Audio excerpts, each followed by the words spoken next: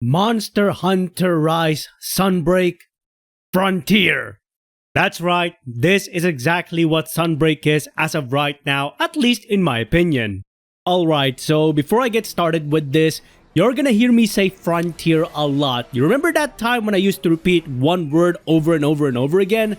It's gonna happen in here with Frontier. I'm gonna say Frontier so much that you're gonna get sick of me saying it.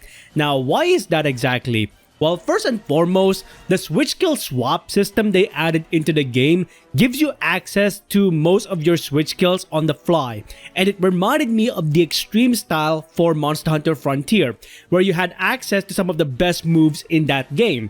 And for me personally at least, I think that's a great move forward when it comes to the expansion, because obviously I know a lot of people who want to use a combination of switch skills in the game as of right now, but they can't do it as of yet. But now that Capcom gave you that option, well, who knows? You might be able to do some crazy combinations with the switch skill swap system that makes it overpowered.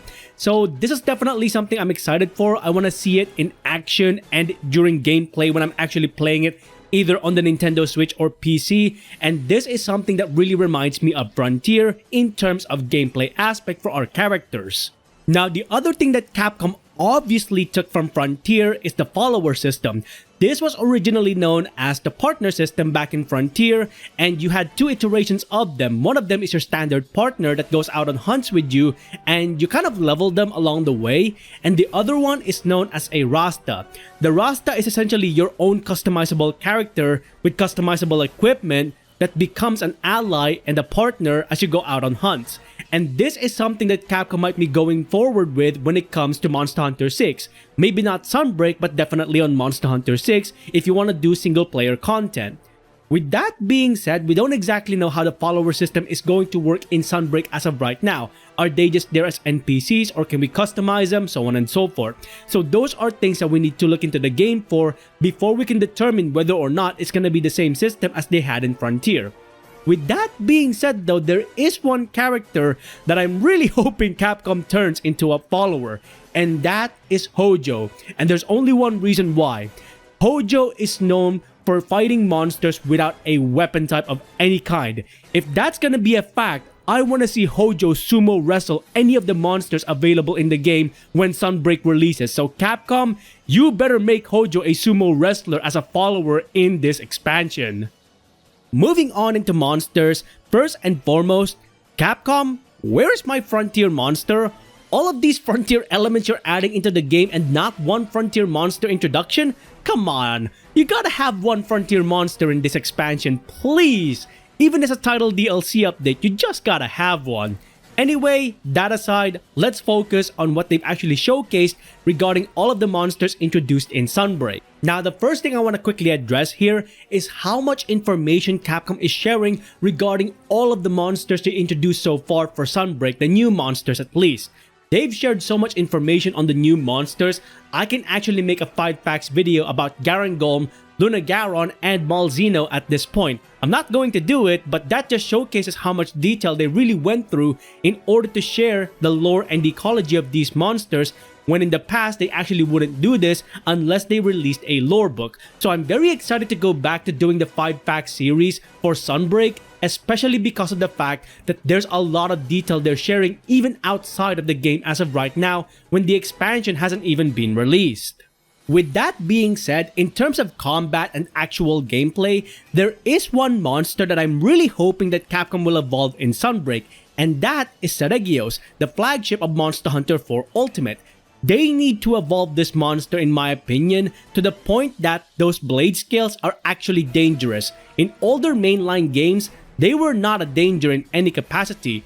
This gameplay right here in Monster Hunter Generations Ultimate showcases exactly what I mean. I could easily dodge these blade scales, and not only that, these blade scales hardly made an impact on the combat against Seregios. The main danger is the monster's physical attacks.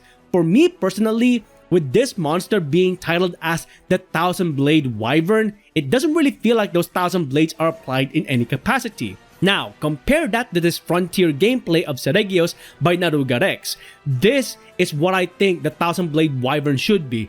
Take a look at how many times it's using the blade scales in order to rain those blade scales all over the hunters. This is what I think Seregios should be in mainline Monster Hunter, and I'm hoping with Sunbreak, they see this clip and they use it as their main inspiration in order to evolve the monster moving forward. They already added a lot of frontier elements into the game. Now add those frontier elements into the monsters in order to make them more fun to fight, because Seregios, as of right now, in mainline Monster Hunter at least, is definitely one of the most lackluster flying wyverns in my opinion. Now as for the new subspecies, Aurora Somnacant and Magma Almudron, nothing else I can say about them aside from they look awesome in my opinion. I think Capcom did an amazing job of evolving these creatures from a design perspective, but I gotta fight these monsters first to give you my opinion on whether or not their fights are exciting. So these ones, we're gonna wait until the release of the expansion before I share my opinion on them. And that's pretty much everything I wanted to cover regarding the latest digital event. I gotta say, Capcom is definitely giving us that crumb of frontier experience with this expansion. Now they just gotta give us a little bit more of that crumb when it comes to the actual monsters. Come on Capcom, you gotta give us at least one frontier monster with this expansion, even as a title DLC update. With that being said though, what do you think so far about the latest digital event for Monster Hunter Rise Sunbreak, as well as all of the content so far within the livestream? Let us know in the comments below your thoughts and opinions regarding all of the upcoming content for Monster Hunter Rise Sunbreak. And as always, with all of that being said, if you enjoyed these videos, please consider hitting the like on the video itself and subscribing to the channel, as well as hitting that bell icon so you can go ahead and catch up on any other content that I might be doing in future. Until then, I hope you enjoyed this video. Thanks ever so much for watching, and I'll see you next time. Onward and upward.